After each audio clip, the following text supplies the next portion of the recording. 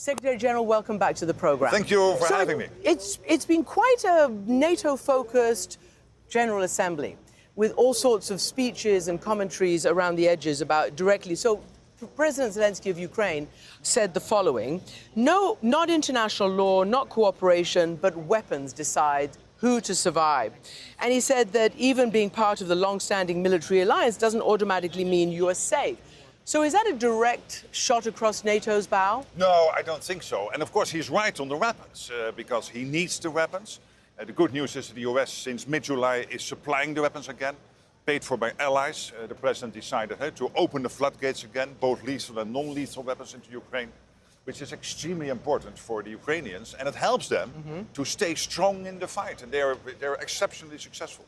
And this business about you all have to paying for American weapons, which used to go from their budget, how stressful is that for NATO's budget and various governments' budgets? Well, of course, they have to make sure that the money is there. But I think it is logical. Europe is stepping up. Europe was stepping up at the NATO summit with the 5% spending commitment. Now Europe is stepping up, saying, hey, listen, it's only logical that we pay for these weapons, but it is important that the US is supplying them, because otherwise Ukraine could not survive. These are crucial deliveries. In your conversations about a potential, day after, are there any developments in terms of security guarantees for Ukraine, including from the United States? Well, let's first of all pray and hope that the day after is there as soon as possible. Right. And I know that President Trump is working day and night to achieve that moment and to get there.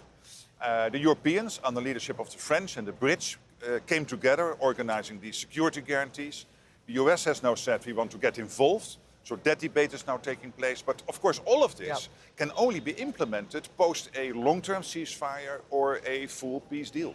So you say the president is working day and night on it. Even at the podium, he admitted that he thought that it would be one of the more easy conflicts to solve because of his relationship with Vladimir Putin. And he's basically announced to the world and to Putin that it's definitely not going as he wished, and that Putin is, well, stringing him along, essentially.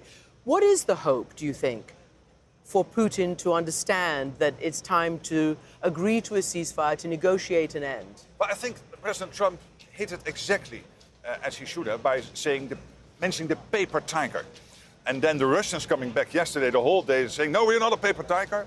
We are a bear. Yeah. Hey, when you see a bear, you know you see a bear. Right, but that's an offensive posture. Yeah, but it means that Russia is insecure and that President Trump was able to hit a nerve, probably at the highest echelons of the Kremlin.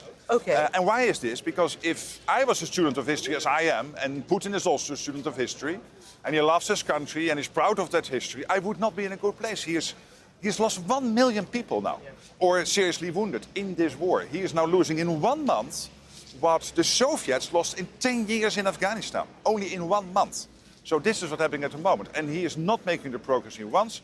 He has these long lines waiting for the gasoline stations to fill up the cars with gasoline, because the Ukrainians are successful in hitting the oil refineries in Russia.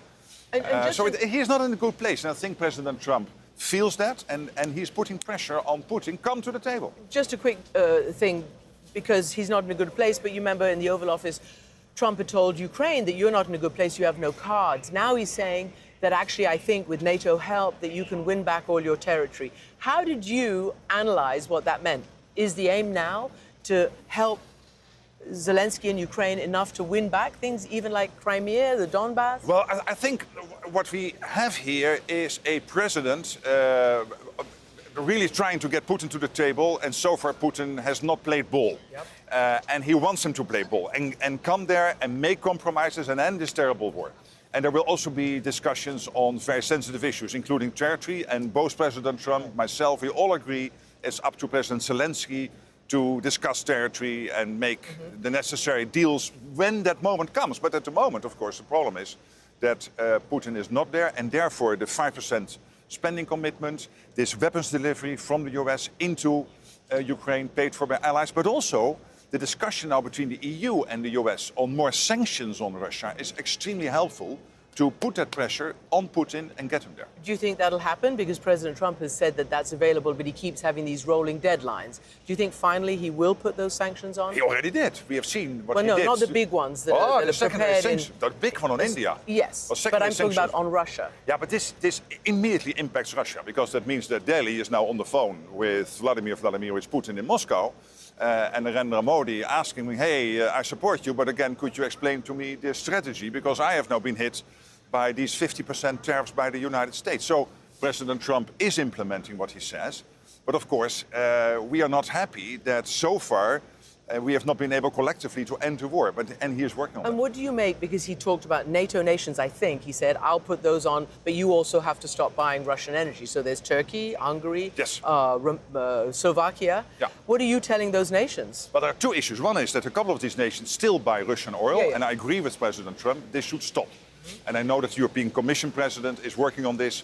I know that President Trump personally is working on this, including directly with Viktor Orban, the Prime Minister of Hungary. Then the second issue is that Ursula von der Leyen, the President of the European Commission, is very proactively engaging with Scott Bessent, with the White House, on seeing what can we do, for example, with China, to make sure that we put more pressure on China, also through sanctions, whatever we can do collectively. Yep.